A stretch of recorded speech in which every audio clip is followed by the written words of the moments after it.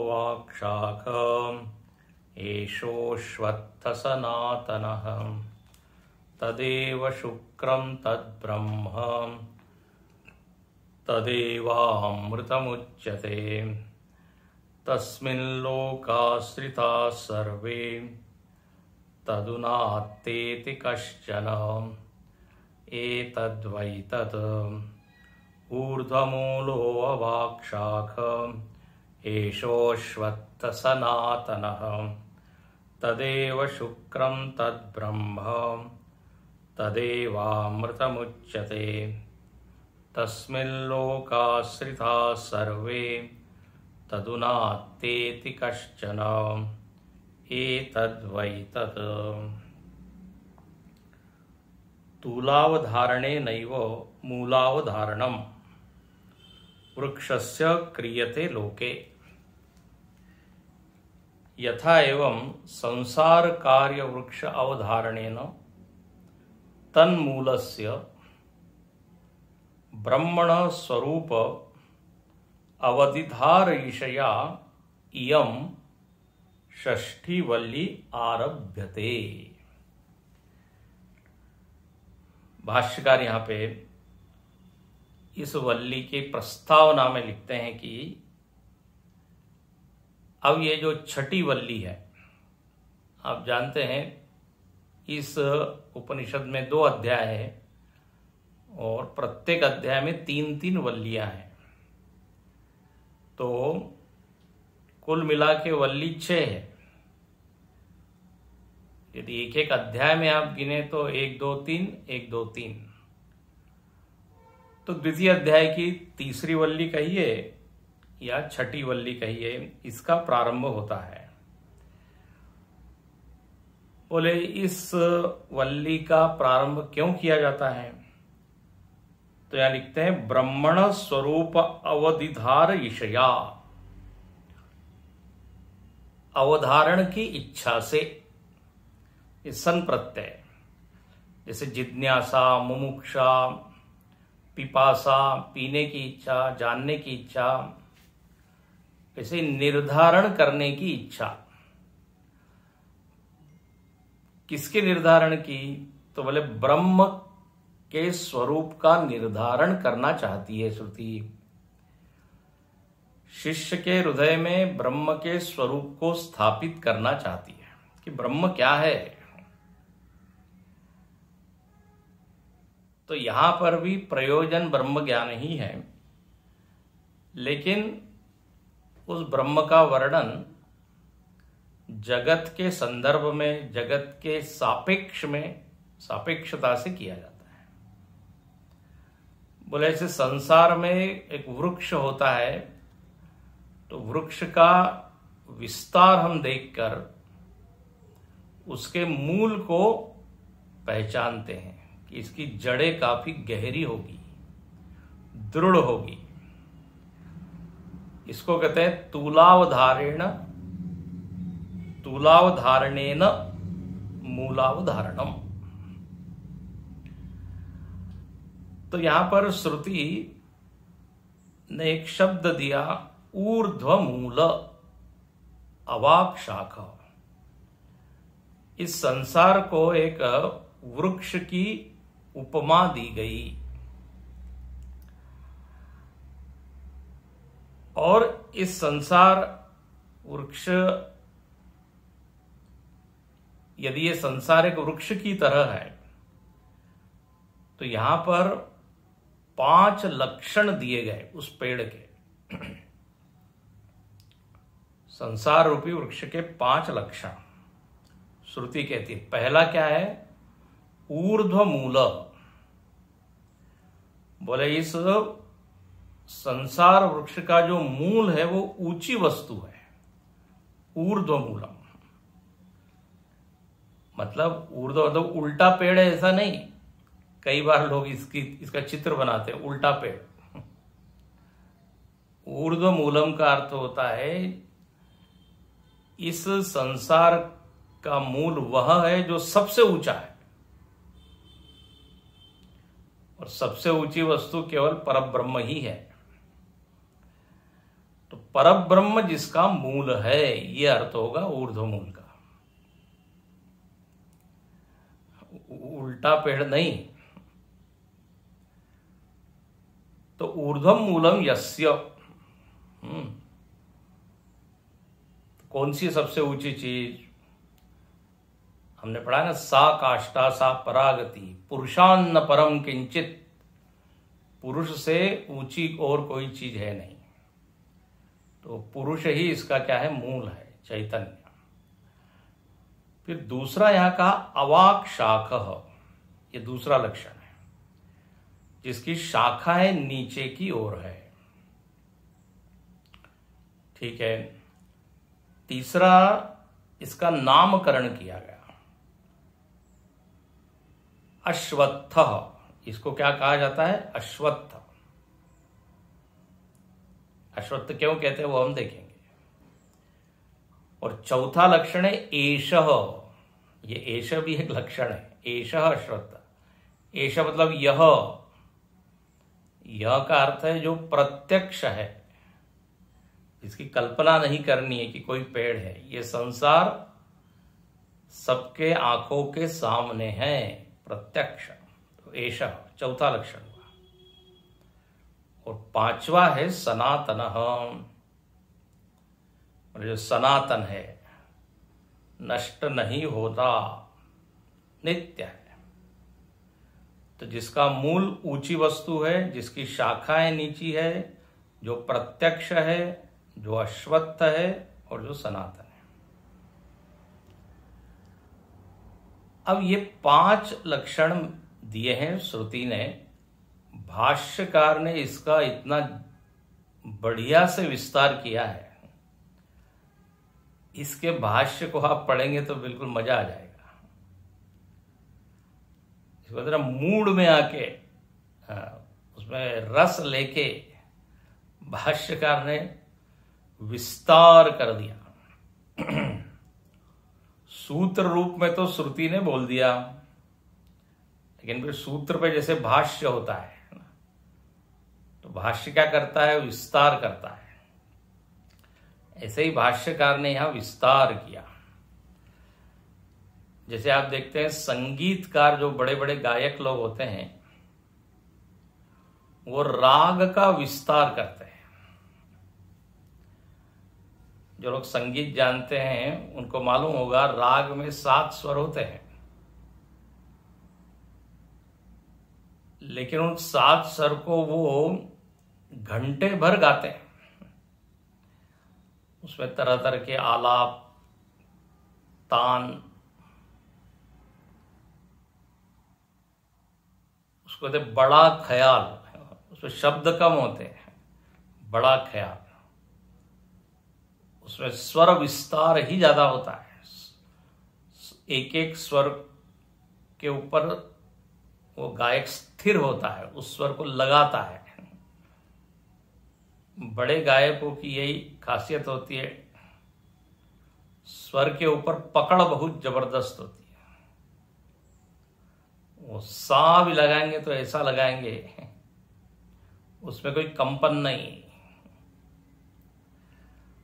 गली के गायक और बड़े गायकों में यही अंतर होता है। वो भी भैरवी गाएंगे, वो भी यमन कल्याण ही गाएंगे, लेकिन जिस तरह से वो विस्तार करेंगे, उन स्वरों का समायोजन करेंगे, जो पंडित भीमसेन जोशी करेंगे, वो मोहल्ले के जो गायक है वो नहीं कर सकते। हालांकि दोनों वही गा रहे हैं, वही राग है, वही स्वर है, वही ठाठ है, वही ताल है, वही बंदिश है, एक तो बंदिश। लेकिन जिस तरह से बड़े लोग विस्तार करेंगे उस तरह से नहीं। तो यहां भाष्यकार ने ऐसा विस्तार किया है, याद रखने लायक है। सूत्र रूप से तो कह दिया। सूत्र का अर्थ होता है सूचनात् सूत्रम, अल्पाक्षरम असंदिग्धम, सारवत विश्वतो मुखम। कभी बताएंगे सूत्र के बारे में। तो ये मंत्र मानो कि एक सूचना दे रहा है कि एक वृक्ष है, संसार है। तो अब यदि संसार को वृक्ष की उपमा दी जा रही है, ये रूपक है, तो अब वृक्ष के जितने अंग प्रत्यंग है, जितने अवयव है, वो सब आपको संसार में भी दिखाने चाहिए। तो भाष्यकार ने कहा ये हमारी जिम्मेदारी है, इसलिए यहां पर विस्तार करते हैं। अब देखिए यहां पर बात यह है कि संसार तो एक ही है, लेकिन संसार को देखने का नजरिया, दृष्टि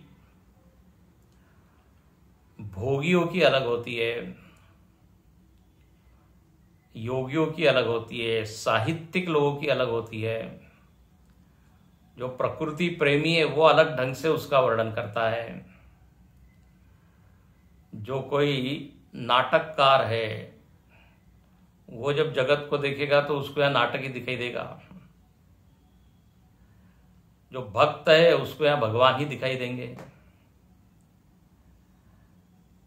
तो संसार है, लेकिन सब अपने अपने नजर से उसका इंटरप्रिटेशन करते हैं, उसकी व्याख्या करते हैं।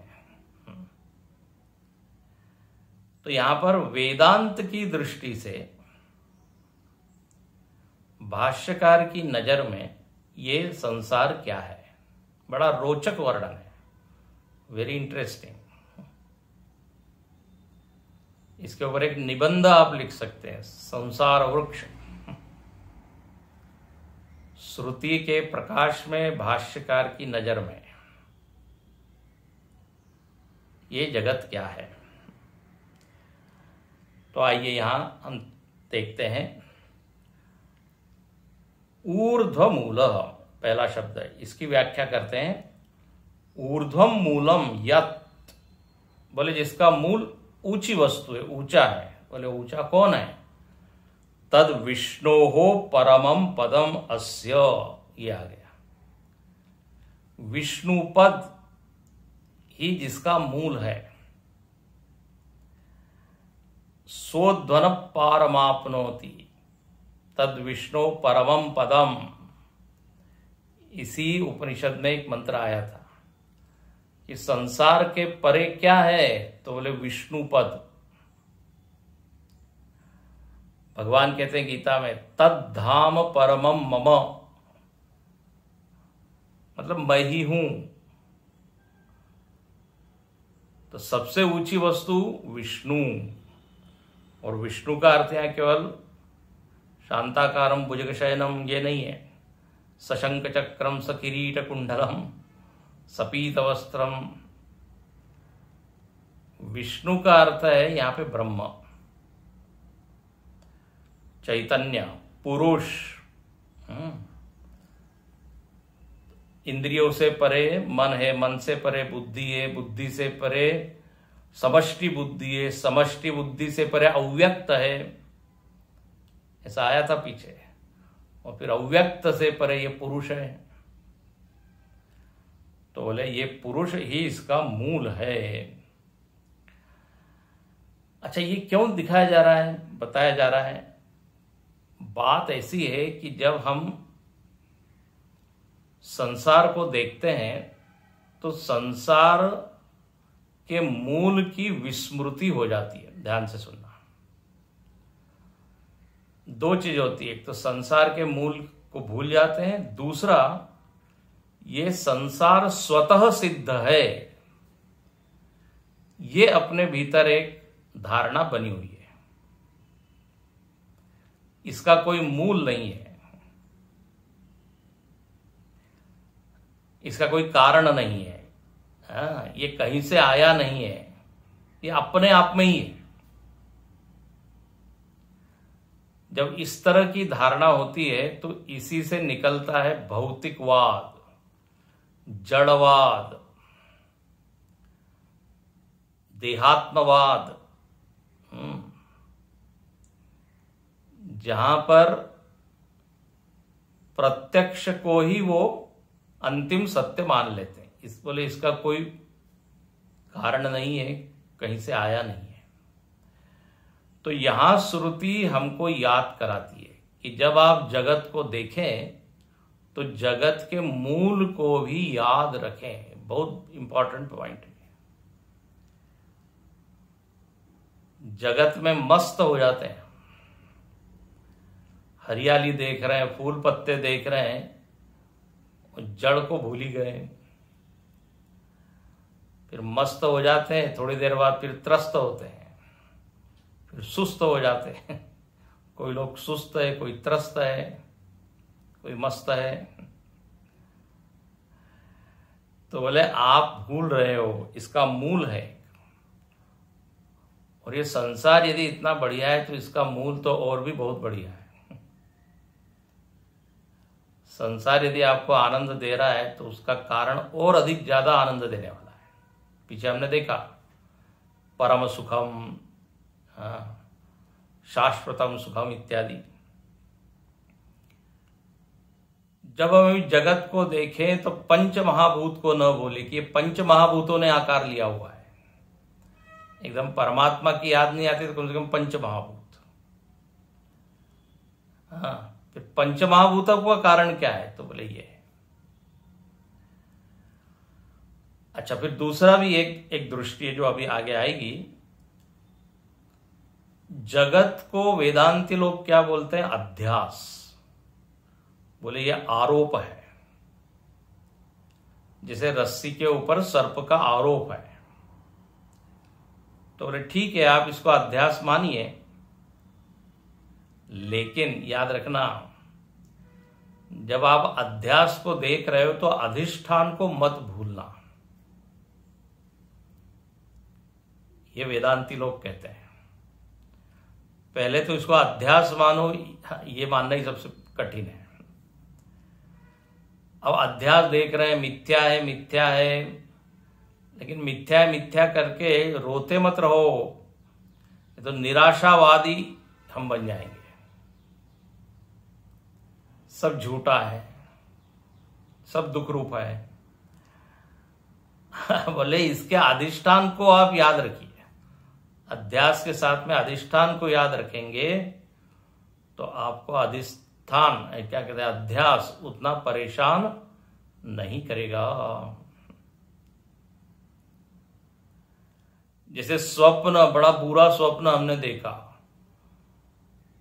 उसमें दर्द हो रहा है तो कहीं क्या दुख हो रहा है, वेदनाएं हैं, पैसे की चोरी हो गई, घर टूट गया, ट्रेन छूट गई, परीक्षा में फेल हो गए, मालूम नहीं क्या क्या सपने आते हैं। कुत्ता ही पीछे लगा हुआ है, कुत्ते ने काट लिया। अभी तो काफी चल रहा है ये स्ट्रे डॉग्स। तो इन सबसे परेशान हम तब तक होते रहेंगे जब तक हम अपने शुद्ध रूप को नहीं देखेंगे। अधिष्ठान को देखते ही सारा दुख गायब। जागे हानि न लाभ कछु, तिमि प्रपंच जिए जो। तो वृक्ष यदि मान रहे हैं तो मूल को मत भूलिए, अध्यास यदि मान रहे हैं तो अधिष्ठान को मत भूलिए। इसलिए यहां श्रुति ने शुरुआत ही कर दी मूल से, तद विष्णु परमम पदम। हाँ, बोले इसका मूल बढ़िया है। कहते ना,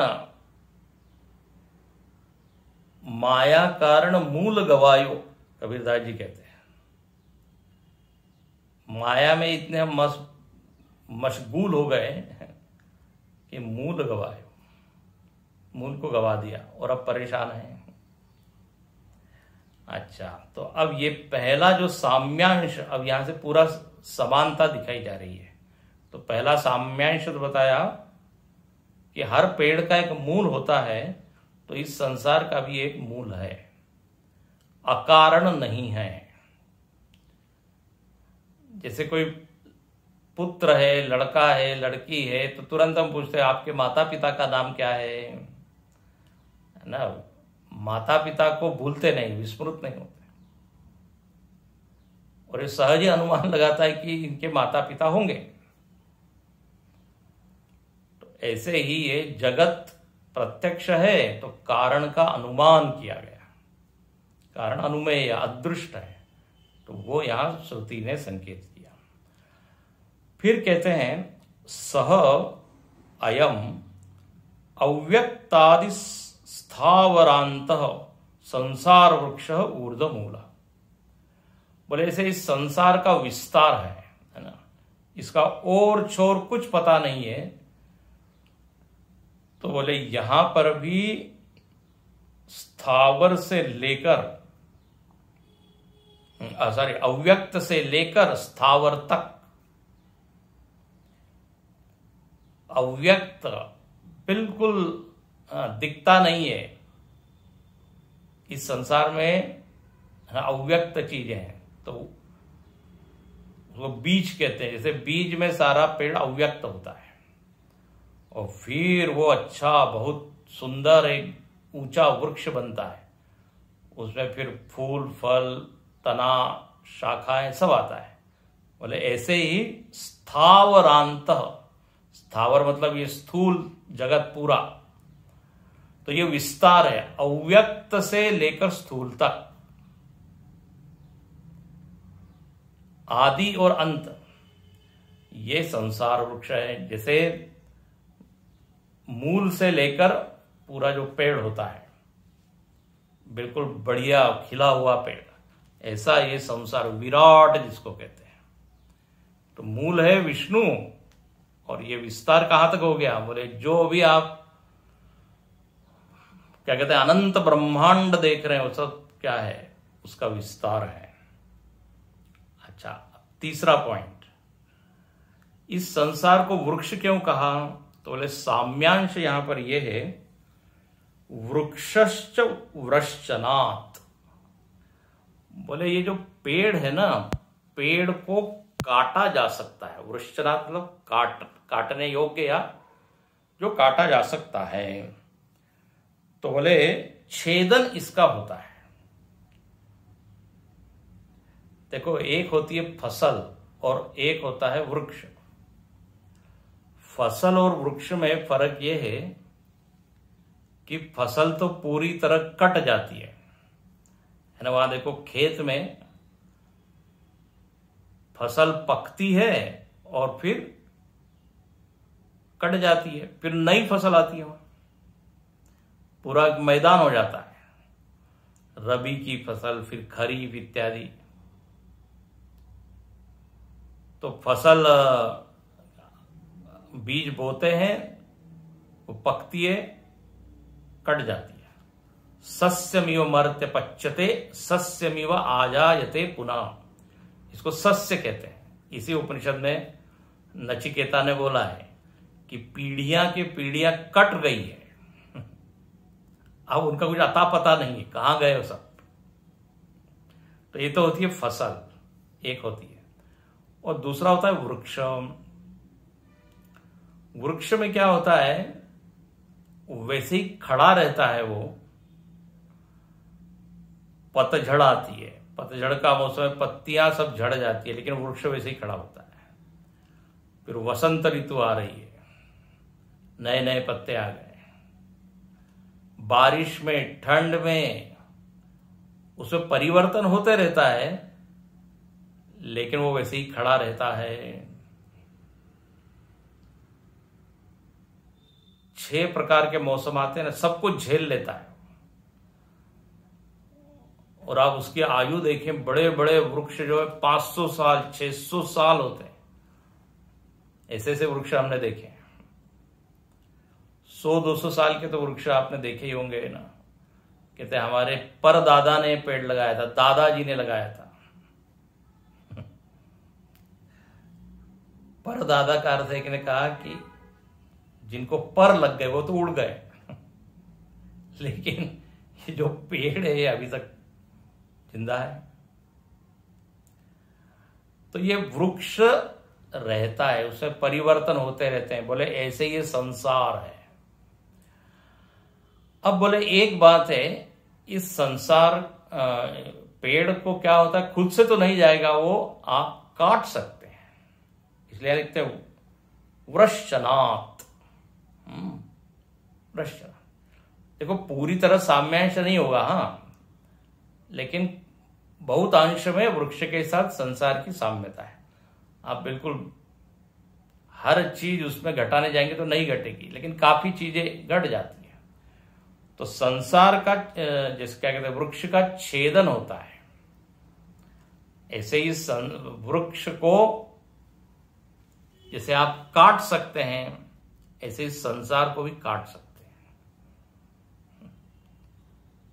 बोले कैसे? तो गीता जी का श्लोक याद कीजिए। गीता जी मालूम ही नहीं है, 15वां अध्याय तो मालूम होगा। असंग शस्त्रेण दृढ़ेन छित्त्वा। संसार वृक्ष का वहां पर भी वर्णन है पूरा, और भगवान कहते हैं इसमें रमने की आवश्यकता नहीं है, इसको काटना पड़ेगा। कैसे काटेंगे? असंग, असंगता की भावना से यदि हम रहेंगे तो ये संसार वृक्ष कट जाएगा, आप पर हावी नहीं होगा। तो वृश्चनात् वृक्ष, ठीक है, तो ये कट सकता है। मतलब हम संसार के सुख दुखों से, बंधन से मुक्त हो सकते हैं। अपने हाथ पर है, कुल्हाड़ी अपने हाथ में है। तो इतना बड़ा ये पेड़, बोले कैसे कैसे हम इससे मुक्त हो गए? अलिप्त, अनासक्ति का भाव ये होगा तो आप वृक्ष का आनंद लेंगे, लेकिन वृक्ष में फंसेंगे नहीं। तो ये लक्षण हुआ। अब अगला लक्षण कहते हैं कि ये संसार कैसा है। तो यहां लिखते हैं जन्म जरा मरण शोक आदि अनेक अनर्थात्मक। ये जो संसार है ये अर्थात्मक नहीं है, अनर्थात्मक है। अनर्थात्मक मतलब क्या है भाई? तो अनर्थात्मक का अर्थ है, अर्थ का अर्थ होता है चाहना, इच्छा, जो हम चाहते हैं उसको कहते हैं अर्थ। जो नहीं चाहते उसको कहते हैं अनर्थ। तो बोले इस संसार में हमको अनेक अनर्थों की प्राप्ति होती रहती है।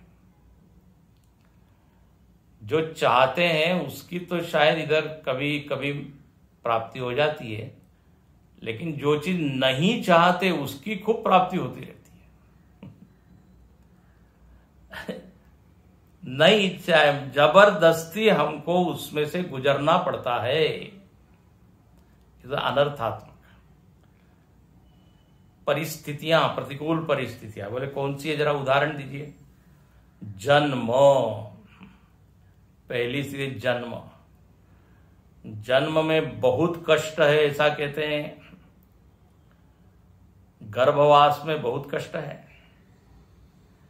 हम लोगों को देखो बड़े जगह में रहने की इच्छा होती है, और गर्भवास में इतने छोटे से जगह में वो जीव बड़ा परेशान रहता है ऐसा कहते हैं। भगवान से प्रार्थना करता है कि मुझको यहां से निकालिए और अब मैं वापस यहां नहीं आऊंगा। भगवान कहते वादा किया तुमने? बोले यस। बोले फिर आप भजन पूजन ज्ञान भक्ति सब करोगे? बिल्कुल करेंगे। उस समय तो वचन दे देता है, लेकिन बाहर आते ही ये संसार वृक्ष की ऐसी हवा उसको लगती है। भगवान पूछते अरे किधर हुआ गया तुम्हारा वचन?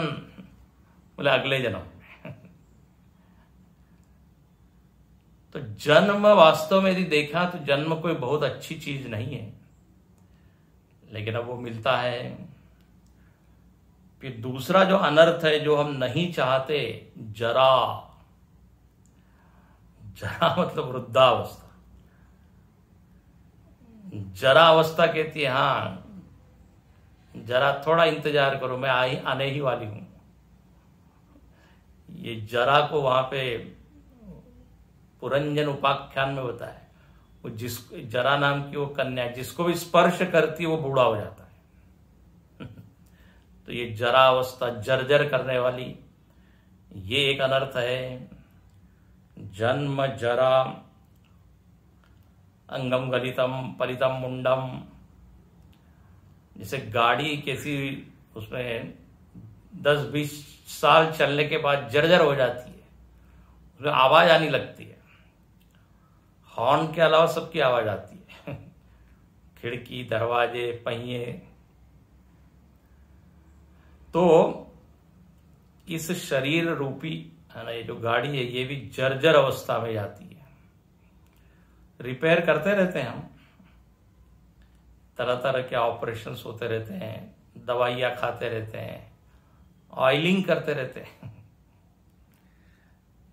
लेकिन कितना भी करो फिर उसकी आयु पूरी हो जाती है। मरणम, ये एक अनर्थ है। मरण चाहते नहीं लेकिन मरना पड़ता है। और शोक, हाँ ये तो अनर्थ बिल्कुल जिसको कहते हैं स्थायी है। दुख महाराज तो हर परिस्थिति में आते ही रहते हैं किसी न किसी मात्रा में। तो ये 4 शब्दों का यहां वर्णन किया, जन्म जरा मरण शोक आदि। अब इसमें और जोड़ लीजिए, चिंता है, भय है, 1000 तरह के विकार हैं। ये सब अनर्थ है जो न चाहते हुए भी हमको मिलते रहते हैं। तो ऐसा ये संसार है। और प्रतिक्षणम अन्यथा स्वभाव हो। हाँ, अब ये संसार का क्या एक स्वभाव है? हर क्षण अन्यथा स्वभाव, मतलब यथा जैसा हमने उसको चाहा है वैसा नहीं होता, एक क्षण के बाद बदल जाता है। हमको लगता है ये ऐसी ही परिस्थिति रहेगी, अरे 2 घंटे बाद बदल गई। जैसे मौसम बदलता है, बड़ी खिली धूप खिली हुई है और 1 घंटे में जो बादल वहां इकट्ठे हो जाते हैं, हवा चलने लगती है और मूसलाधार वर्षा। बोले हमने तो रेनकोट भी नहीं लिया, छाता भी नहीं लिया है। ये है अन्यथा स्वभाव। हर व्यक्ति के जीवन में ये अनुभव उसने किया होगा। सब कुछ ठीक ठाक चल रहा है, अचानक कुछ हो जाता है। इसको कहते हैं अनसर्टेनिटी प्रिंसिपल। कुछ भी सर्टन नहीं कहा जा सकता। एक ही सर्टन कहा जा सकता है कि everything is uncertain. Change is the changeless law of this world. अच्छा, 2-4 साल में कुछ बदल होगा, परिवर्तन होगा, ऐसा नहीं। प्रतिक्षणम, हर क्षण में। अच्छा, और ये संसार कैसा है? तो यहां भाष्यकार तो बिल्कुल रस लेके, मजा लेके पूरा वर्णन करते हैं। अब ये पंक्तियां देखिए, कैसी लंबी लंबी पंक्तियां हैं। माया मरीचि उदक गंधर्व नगरादिवत दृष्ट नष्ट स्वरूपत्वात् अवसाने च वृक्षवत अभावात्मक। बोले संसार कैसा है? माया, ये माया रूप है। माया रूप का क्या अर्थ होता है? माया का अर्थ है कि प्रतीत तो होती है वस्तु और लगती है कि उसका अस्तित्व है, सत्ता है, लेकिन विचार करने पर मालूम पड़ेगा वो तो है ही नहीं, कभी थी ही नहीं, कभी हुई ही नहीं। लेकिन लगती है मानो कि ठोस है।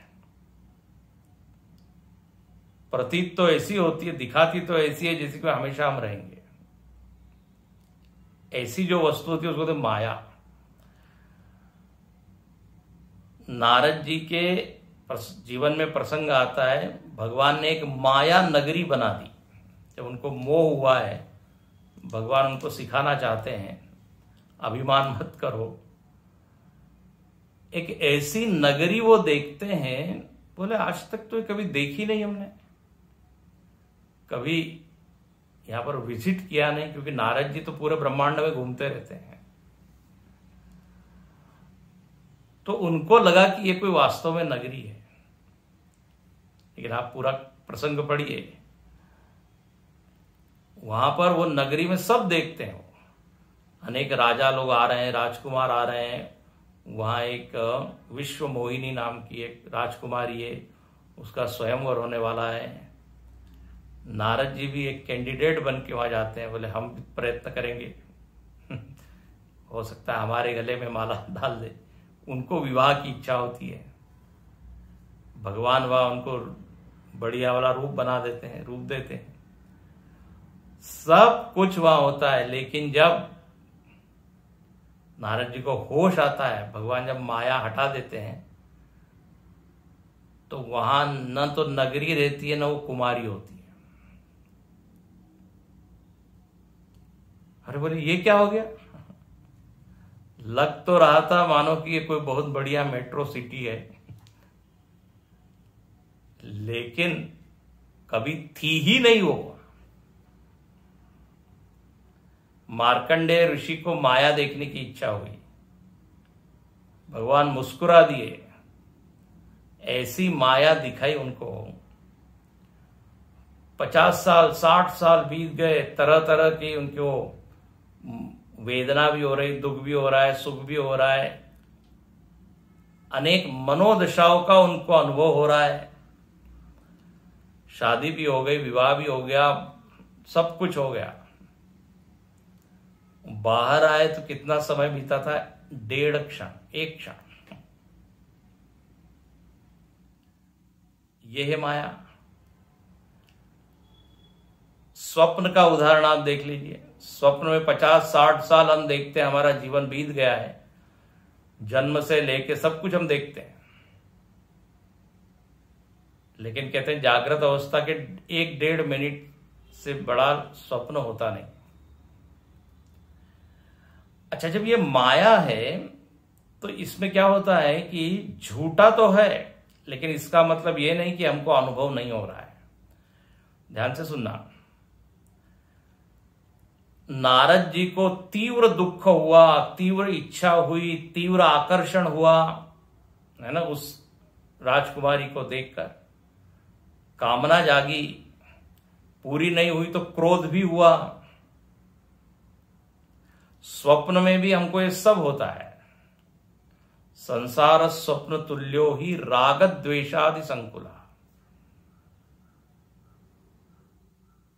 तो सारे ये अनुभव हमको होते हैं।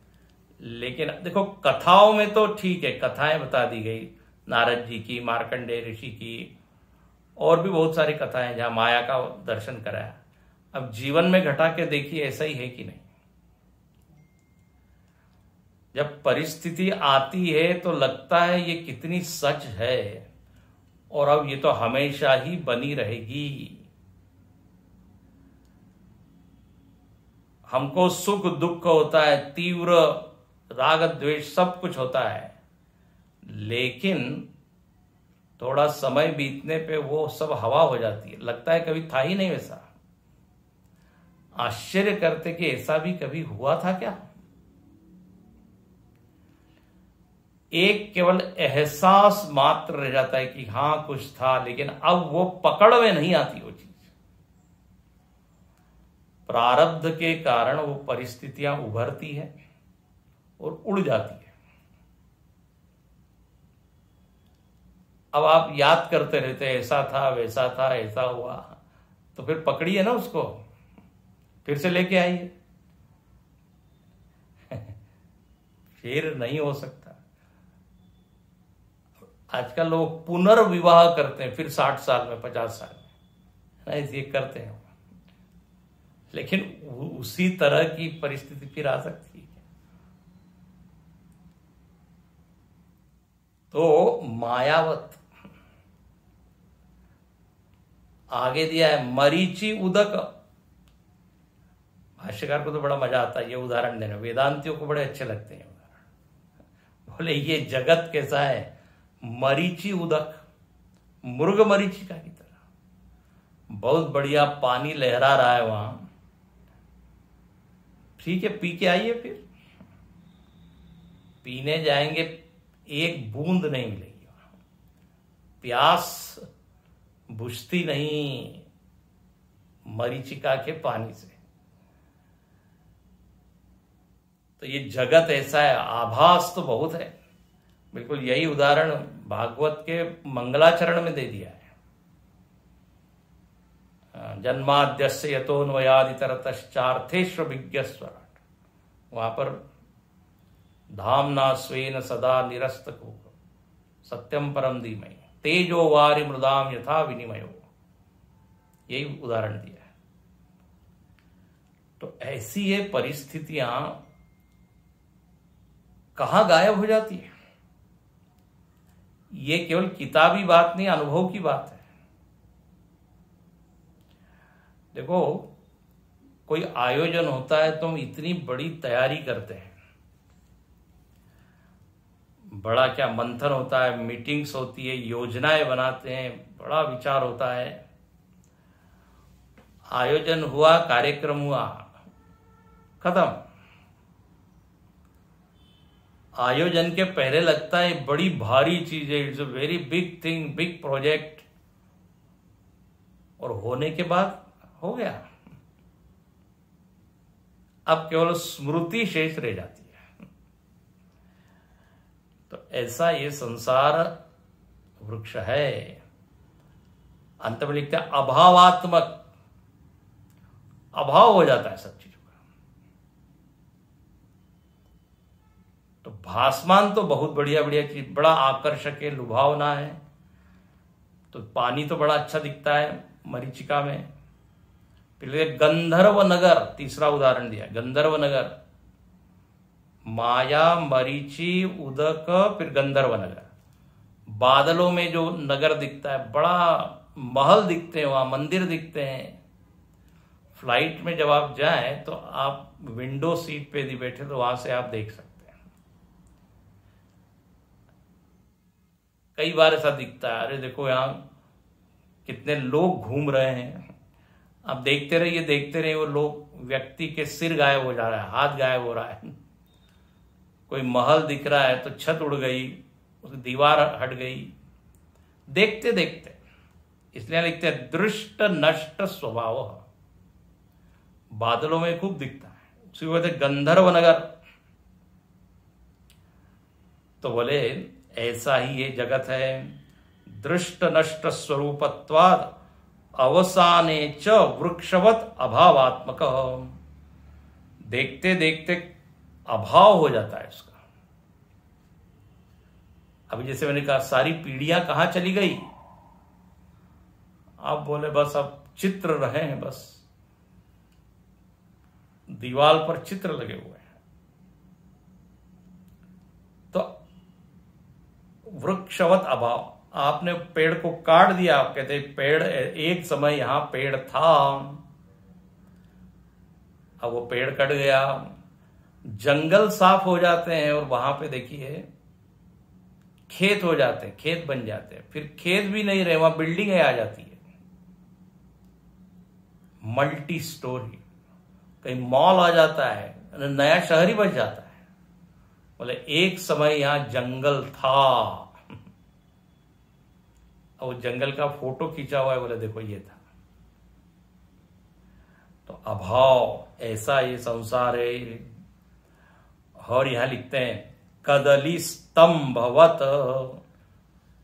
ये बोले कैसा है? केले के समान है, केले के पेड़ के समान। केले और इसमें क्या साम्यता है? निस्सार। केले का जो पेड़ होता है बड़ा आकर्षक होता है, बड़ा बढ़िया गोल राउंड ऐसा दिखता है, चमकदार होता है, उसमें तेज होता है, चमक चमक चमक लगता है कोई बड़ी सॉलिड चीज है, बड़ा ठोस है। उसके छिलके निकाल लीजिए आप, एक छिलका निकालते दूसरा छिलका निकलता है, दूसरे को निकाले तीसरा निकलता है, और हम उसमें सार खोजते हैं, कोई एक सॉलिड चीज उसमें निकलेगी, ठोस। छिलके पे छिलके निकालते रहते, कुछ नहीं मिलता अंतर। या हम लोग भी सार ढूंढते रहते हैं परिस्थितियों में, बोले इस परिस्थिति के पीछे होगी, पीछे कोई सार मिलेगा। अगली परिस्थिति आती है, बोले इसके बाद कुछ मिलेगा। ये नई नई परिस्थितियों के चाह में हम परिस्थिति के पीछे कुछ सार मिलेगा, कुछ सुख मिलेगा, कोई एक परमानेंट शांति कुछ मिलेगी, कुछ नहीं। एक छिलके के पीछे दूसरा छिलका, एक परिस्थिति के पीछे दूसरी परिस्थिति, अंत में हाथ में कुछ आता नहीं, निस्सार। ऐसा ये जगत है। हाथ पैर तो खूब हम चलाते हैं सार को पकड़ने के लिए, कुछ आता नहीं, हाथ में मिलता नहीं। कदली स्तंभवत निस्सार। फिर अनेक शत पाखंड बुद्धि विकल्प आस्पद। आस्पद का मतलब था आश्रय। ये संसार वृक्ष कैसा है, बोले आश्रय है। किसका आश्रय है? तो अनेक विकल्पों का आश्रय है। अच्छा, विकल्प मतलब क्या है? तो बोले बुद्धि विकल्प। ये बड़ा सुंदर है। इस संसार के बारे में अनेक प्रकार के लोग अनेक ढंग से विचार करते हैं, इसी को कहते हैं बुद्धि विकल्प। आस्पद, आस्पद मतलब आश्रय। तरह तरह से लोग विचार करते हैं, और कितने तरह से विचार करते हैं तो यहां लिखते हैं अनेक शत पाखंड बुद्धि। अनेक शत पाखंड बुद्धि मतलब हर व्यक्ति अपने ढंग से इस संसार की व्याख्या करता है। जैसे आनंद गिरी जी महाराज कहते हैं कि किसी जंगल में आप चले जाइए और वहां पे थोड़ा अंधेरा है, प्रसिद्ध वृक्ष, पहली पंक्ति देखिए आनंद गिरी जी से, स्थाणुर्वा पुरुषो वा इति विकल्पास्पद। एक पेड़ होता है, उसके ऊपर लोग विकल्प करते हैं, बोले कोई व्यक्ति तो नहीं खड़ा है यहाँ पे, बोले थोड़ा ये हिल भी रहा है, जरूर इसकी कोई है, कोई व्यक्ति। दूसरा थोड़ा डरपोक होता है, बोले कोई यहाँ भूत तो नहीं है, कोई प्रेत तो नहीं है जिसने आकार लिया है। तीसरा कहता है कहीं नहीं, ये तो खंबा लग रहा है हमको। तो कोई कहता है पुरुष है। अनेक तरह के विकल्प। गुरुदेव का फेमस वाक्य है, घोस्ट इन पोस्ट।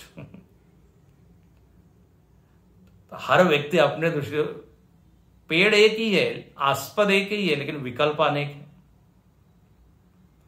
जैसे रस्सी पड़ी हुई है, सूखी एक रस्सी पड़ी हुई है, उसके ऊपर लोग विकल्प करते हैं।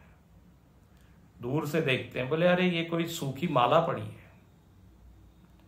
कोई कहता नहीं नहीं, ये भू छिद्र है, क्रैक है, क्रैक, जमीन में क्रैक हो गई, वही दिख रही है। और तीसरा फेमस वन कहेगा अरे ये तो सांप है, सांप, हमने वेदांत में खूब सुना है, रज्जू पे सर्प का भ्रम होता है। बोले बिल्कुल लग रहा सांप है।